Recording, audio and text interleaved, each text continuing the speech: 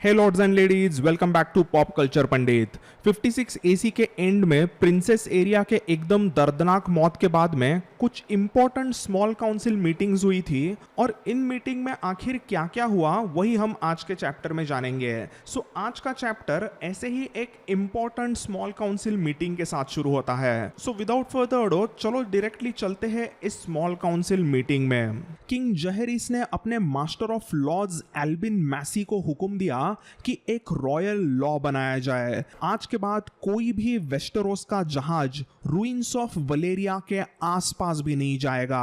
Ruins of वलेरिया के नजदीक के स्मोकिंग सी में कोई वेस्टरोसी जहाज अगर जाता है तो उसे वेस्टरोस के किसी भी बंदरगाह पे आने नहीं दिया जाएगा। सो ऐसा लॉ क्विकली बनाया गया और उसके रिलेटेड टारगेरियंस के सील वाला रेवन पूरे वेस्टरोस में भेजा गया। फिर अभी प्रिंसेस एरिया तो मर गई थी, बट बलेरियन द ब्लैक ड्रेड तो अभी भी किंग्स लैंडिंग में ही था। अभी इस मैसिव बलेरियन द ब्लैक ड्रेड राक्षस को कौन जाके बताएगा कि तुम किंग्स लैंडिंग से उड़ जाओ और वहां से तुम ड्रैगन स्टोन पे अपने लेयर पे चले जाओ? ऐसा कौन बताएगा? वर्मीथॉर और सिल्वरविंग भी इस बूढ़े काले शैतान से डरते थे। वैसे तो अभी ड्रैगन पिट बन के रेडी था, बट वर्मीथॉर और सिल्वरविंग अभी भी रेड कीप में ही रहते थे। तो जहेरिस और एलिसन ने सोचा कि हमें बलेरियन द ब्लैक ड्रेड को ड्रैगन पीट में रखना चाहिए और इसी के साथ साथ ड्रैगन पीट का सबसे पहला ड्रैगन बना one and only Balerion the black dread. But again अगर वहां पर बलेरियन द ब्लैक ड्रेड को रखना है और बाद में कई सारे अलग अलग ड्रैगन्स को उस ड्रैगन पिट में रखना है तो उन ड्रैगन्स का ख्याल कौन रखेगा? उन ड्रैगन्स की बराबर से देखभाल कौन करेगा? अगर ड्रैगन्स को कुछ खाना चाहिए तो उन्हें शिप्स वगैरह कौन जाके देगा? तो इसीलिए बनाए जाते हैं 77 ड्रैगन कीपर्स। इन 77 ड्रैगन कीपर्स का आर्मर मतलब एकदम ग्लीमिंग ब्लैक आर्मर होता है। इन 77 ड्रैगन कीपर्स को अच्छे से वलेरियन लैंग्वेज भी बोलने आती है, क्योंकि अगर ड्रैगन्स को कोई हुक्म देना हो तो वो वलेरियन लैंग्वेज में ही दे सकते हैं। तो इसी के साथ साथ 77 ड्रैगन कीपर्स को यहाँ पे ड्रैगन पिट में रखा गया और बलेरियन द ब्लैक ड्रेड वहां का पहला मेहमान बना। सो जब प्रिंसेस एरिया की मौत हुई थी तब उसकी मां रेना टारगेरियन ईस्टर मॉन्ट में ही थी। जैसे ही ईस्टर्न मॉन्ट में यही कुछ 3 दिनों के बाद में रेवन आता है कि प्रिंसेस एरिया मारी गई है, तब उसी दिन शाम को रेना अपने प्यारे ड्रैगन ड्रीम फायर पे बैठ के सीधा किंग्स लैंडिंग पहुंचती है। जैसे ही रेना का ड्रैगन रेड कीप के बगीचे में लैंड होता है वहां पर क्वीन एलिसन भागकर अपने बड़े बहन को गले लगाती है। फिर पीछे से जहेरिस भी आता है और वो भी उस समय पे बहुत इमोशनल होता है। जहेरिस अपने बड़े बहन रेना को प्रिंसेस एरिया की एशेज देता है और तीनों भाई बहन वहां पर बहुत इमोशनल होके एक दूसरे को हक करते हैं। तीनों भी इमोशनल तो रहते ही है, बट इवेंचुअली तीनों अपने आप को संभालते हैं और जहेरिस वहां पर रेना को पूछता है कि सिस्टर अब तुम क्या करोगी? ड्रैगन स्टोन पर तुम अभी क्यों ही जाओगी? प्लीज तुम हमारे साथ में अभी यहाँ पर रेड कीप में ही स्टे करना। तो इसके रिप्लाई में रेना कहती है कि ड्रैगन स्टोन पर तो उसके लिए सिर्फ और सिर्फ अभी दर्द रहा है और जहेरिस एलिसन तुम दोनों भी जानते हो कि मेरा किंग्स लैंडिंग में तो कभी भी मन नहीं लगा। मुझे पूरा यकीन है जहेरिस कि तुम मेरा काउंसिल तो बिल्कुल नहीं चाहोगे, क्योंकि तुम खुद ही बहुत ही वाइज हो। मैं यहाँ पे रह के तुम्हें क्या ही मदद करूंगी? मैं यहाँ पर किंग्स लैंडिंग में रह के क्या ही करूंगी? तब क्वीन एलिसन वहां पर अपने बड़े बहन को कहती है कि sister you are still a Targaryen and a beautiful woman. आज भी कोई भी लॉर्ड तुमसे शादी करने के लिए रेडी होगा, तो क्यों ना तुम किसी लॉर्ड के साथ में शादी करके अपना घर वापस बसाने की कोशिश करती हो? उससे तुम खुश भी रहोगी और तुम्हारा मन भी लगेगा। क्वीन एलिसन ने जैसे ही ये कहा तो पहले तो रेना सीधा उसके मुंह पे ही हंस दी। जहेरिस और एलिसन तो उसकी शक्ल ही देख रहे थे कि इसे क्या हो गया। फिर हंसते हंसते ही रेना ने बोल दिया, ओ मेरी प्यारी बहना, मेरे अब तक 3 हस्बैंड्स हुए और लास्ट लास्ट हस्बैंड के तो मैंने टुकड़े टुकड़े करके मेरे ड्रैगन को खिलाए, अब मैंने और एक शादी की ना तो मैं नए हस्बैंड को खुद खा जाऊंगी, तो प्लीज तुम मेरे शादी की बात तो मत ही करना।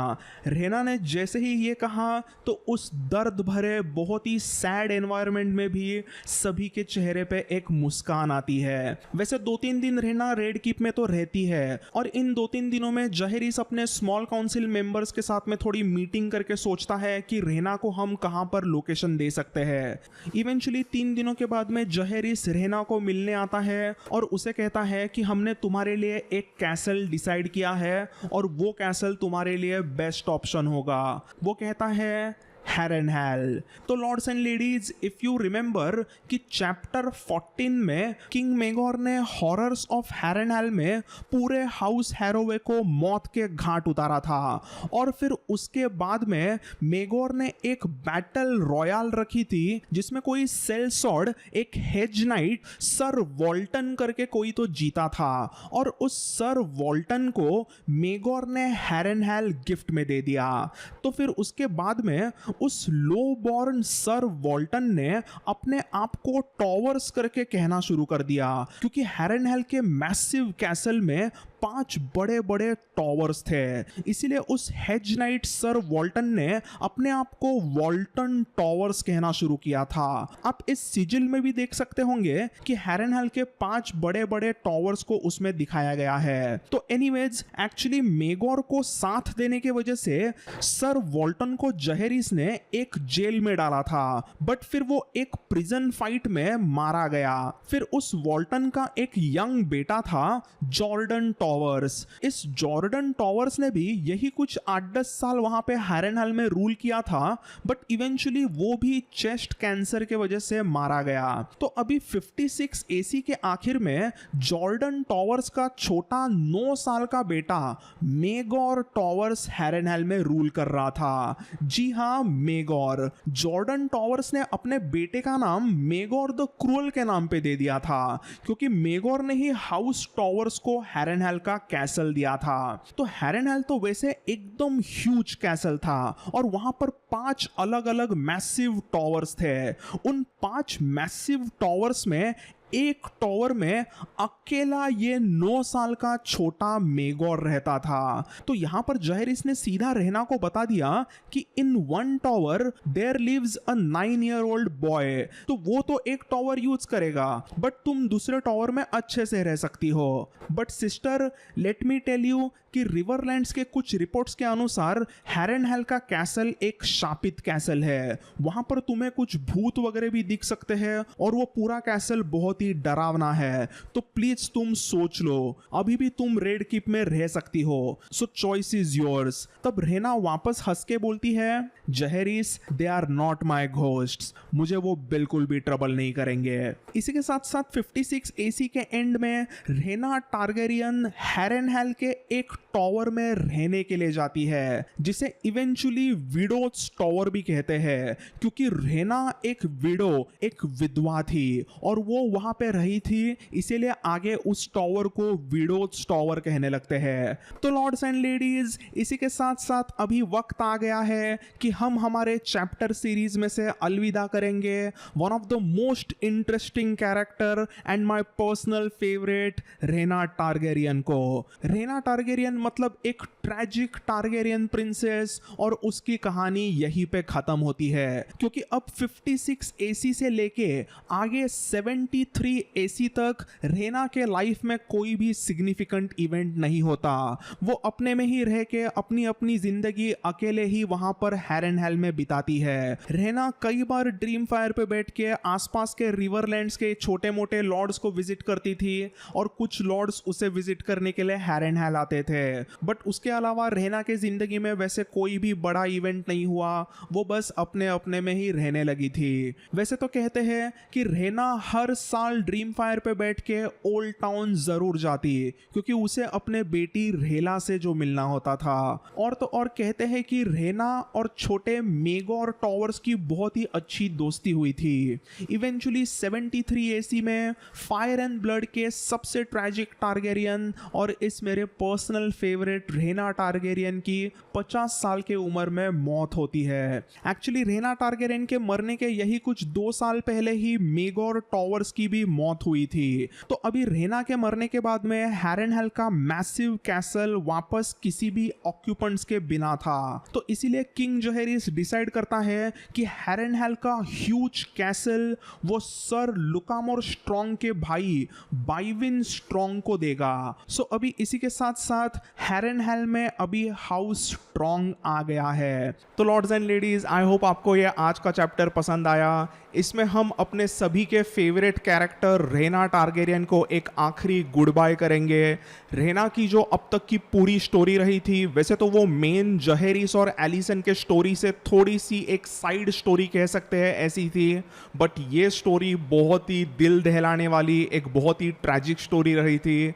उसका जो बचपन से लेके जो उसके मौत तक का जो एक सफ़र रहा था, वो पूरी story it's easily one of my favourite Targaryen story from entire Targaryen history और इवन वेस्टेरोस की हिस्ट्री। वैसे फायर एंड ब्लड बुक में 56 एसी से लेके 73 एसी तक रेना हैरेनहेल पे रुकी थी, बट इतने सालों में रेना ने वहां पे क्या किया उसकी कुछ ज्यादा स्टोरीज उस बुक में मेंशन नहीं है। जॉर्जी साहब ने बस एक इतना ही हिंट दिया था कि 40 साल की ट्रैजिक रेना टारगेरियन और 9 साल के छोटे मेगोर के बीच में एक फ्रेंडशिप हुई थी। तो उन दोनों में ये जो एक फ्रेंडशिप वाला इक्वेशन होगा और वो दोनों हैरेनहेल में इतने आखिर साल में कैसे रहे, ये सभी चीजें मुझे थोड़ी सी इंटरेस्टिंग हमेशा से ही लगी। तो दोस्तों एक्चुअली उसे जॉर्ज आर आर मार्टिन ने तो एक्सप्लेन नहीं किया, बट अगर आपको कुछ फैन फिक्शन स्टोरीज उनके दोनों के रिलेटेड आपको कुछ बतानी है तो मुझे आप कमेंट्स में जरूर बताना। आपको क्या लगता है कि रेना आंटी और मेगोर टॉवर्स के बीच में कैसी दोस्ती रही होगी, ये जरूर आप मुझे कमेंट्स में बताना। अभी जाते जाते बस मैं इतना ही बता दूंगा कि मैंने वीडियो में एक छोटी सी गलती की थी। मैंने बताया था कि मेगोर टॉवर्स की मौत रेना के मरने के 2 साल पहले हुई थी। मतलब रेना 73 एसी में मरी थी, तो मतलब उसके 2 साल पहले मेगोर 71 एसी में मरा, ऐसा होता है। But that was totally wrong. Actually Maegor Rhaena के मरने के पहले सिर्फ 2 साल पहले नहीं मरा था। छोटा मेगोर रेना के ऑलमोस्ट 12 साल पहले मरा था, यानी उसकी डेथ 61 एसी में हुई थी। सो 61 एसी से लेके 73 एसी तक रेना ने अकेले ही हैरेनहेल पर राज किया था।